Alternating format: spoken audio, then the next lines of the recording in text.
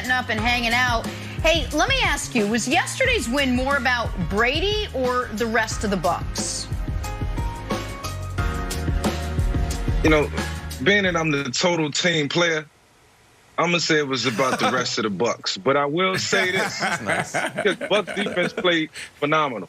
I mean, they did some things that confused Aaron Rodgers. They forced the entire offense into bad spots on several different occasions. But, you know, when I think about Tom Brady and what he did throughout this game, you know, he had his moments. But the biggest moment, and Coach Tony Dungy tweeted about it, the play at the end of the half, I think, was the play that really put the Green Bay Packers in a bad position. That touchdown pass that he completed to Scotty Miller, you know, it was situational football at the time. And, you know, you got to be thinking field goal or, you know, this play right here, you know, caught him sleeping.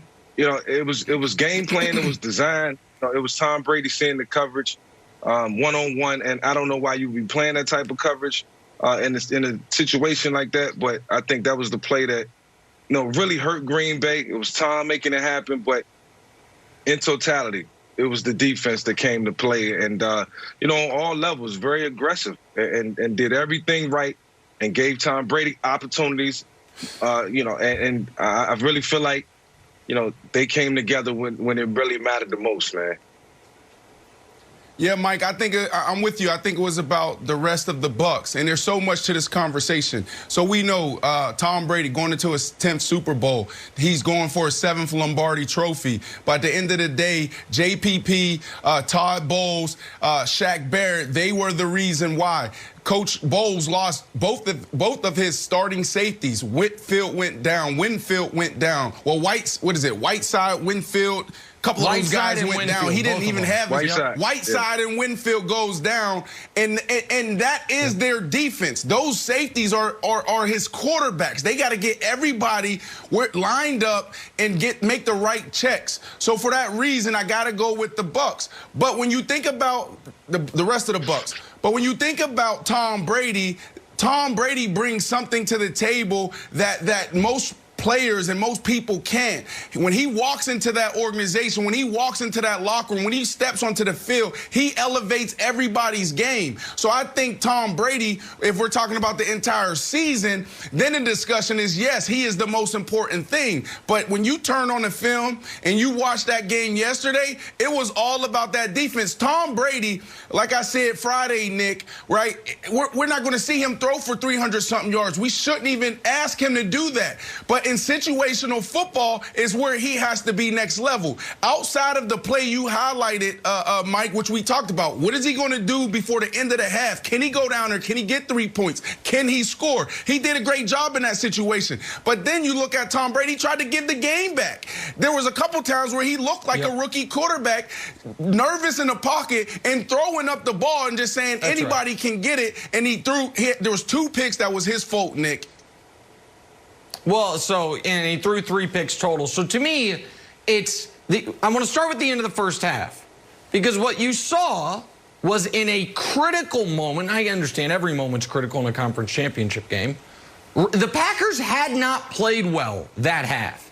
But they had the ball with a chance to either get a field goal or a touchdown, so either cut it to a 1-point game or take the lead going into halftime, knowing they're getting the ball to start the second half.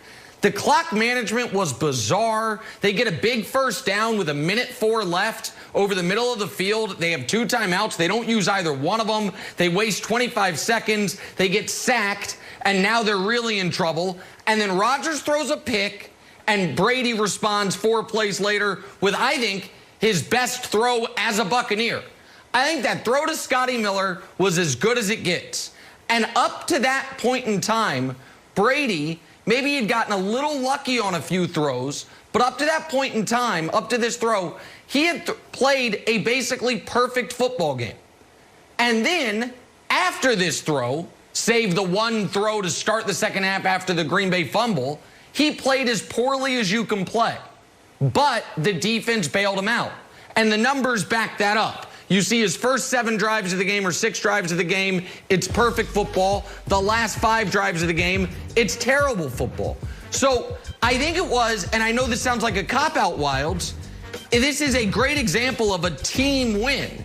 because Brady got them the lead. And then when Brady was doing what he could, unfortunately, to lose the lead, the defense, once it was a 5-point game, 3 and out. Then when it was an 8-point game, forced the field goal. And that's the story. So Brady took care of him for the first 30 minutes. The defense took care of him for the last 30 minutes. And that's why the Bucs are going to the Super Bowl. Yeah, well, I felt lied to. I'll be honest with you. I sit up here and Brandon, you know, OKW, one mouth, two ears. I'm listening, buddy. And all I've heard, ball security is job security. Yours and mine. I'm like, he's right. Brandon is right. He knows what he's talking about. He's right. That's Boom, right. I tell my kids, I still have my football right here. Ball security is job right. Hey, Brandon, he threw 3 interceptions. The Bucs lost every game this year when he threw 2 or more. He threw 3 and they won. And here's the weirder part where I feel like you might have to abandon your take.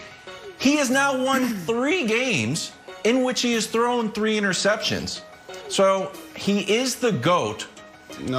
But he is the ultimate team player when this defense keeps bailing him out. Or the other take, Brandon, is that your ball security, job security thing is just a load. And I don't want to believe that, Brandon. I still want to believe you. But there's something that we need to reconcile here. Mike will tell you this. Let's hear it. It's universal. Go ahead, Mike. Go ahead, Mike. Go ahead. Nah, two of those interceptions, Mike Evans was in the vicinity. It goes to show that Tom Brady really believes in Mike Evans, or he's trying to make him into something that, you know, he's probably not. You know, a guy who likes to go up and get jump balls, but it was the defense getting the jump balls. Mike Evans supposed to be getting these. Now, that one was, look, the safety got over. Tom probably didn't look him off long enough. That ball was a tip, and there was another one that was going Mike Evans' way. You know, Mike Evans got to learn to play defense. He can't track the ball, so I can't put these interceptions on Brady, man. Like, you know, I'm not being quarterback biased neither. I mean, but sometimes you need help from your receivers, Brandon. You know that. Kind of being quarterback. That's actually right. But let me go back to Wilds real quick. Wilds. We're going to have probably 70 pro football players training at our facility in the next month or so. And when they walk in the door, that's the first thing I'm going to tell them. And I don't care what position. Ball security is job security, yours and mine. It's not going to change. I'm going to be 80 years old talking about it. The biggest indicator in the National Football League between winning and losing is turnovers. So you can do it. Your numbers guy, Nick. Don't try to fight me on this. It's true. And then the defensive guy. You know what we going to say to defensive guys? Tips and overthrows. Got to have those. Yep. And by the way, you're right. The difference, the reason turnovers are so deadly, though, is what teams do when they get the ball. The Packers turn the ball over twice. The Bucs turn that into 14 points. Brady turned the ball over 3 times. The Packers turned that into 6 points. That's the difference. Is that the Bucs were able to capitalize on the Green Bay's mistakes, and Green Bay was not able to capitalize on Brady throwing lollipops. Just wasn't. Okay, I say, Wiles, did that go over your head, right? Because all year I've been talking about ball security is job security, yours and mine. I just introduced a new take. I got it tattooed on my lower back. I just introduced a new take. Did you get it? Can't be wrong. This is what you say to the defensive guys, right? So that's what we say in our meetings on the offensive side. On the defensive side is this.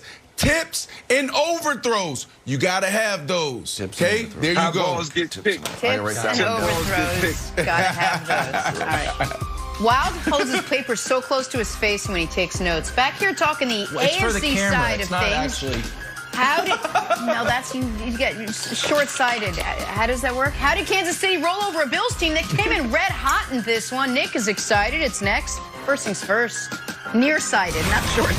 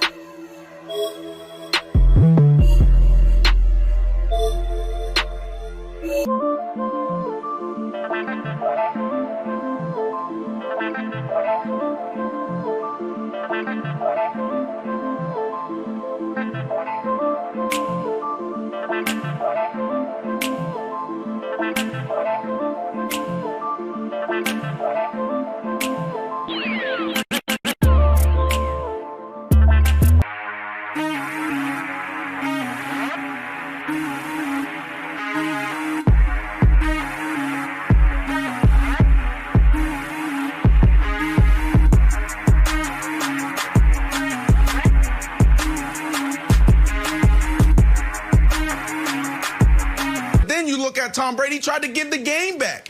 There was a couple times where he looked like a rookie quarterback, nervous in the pocket.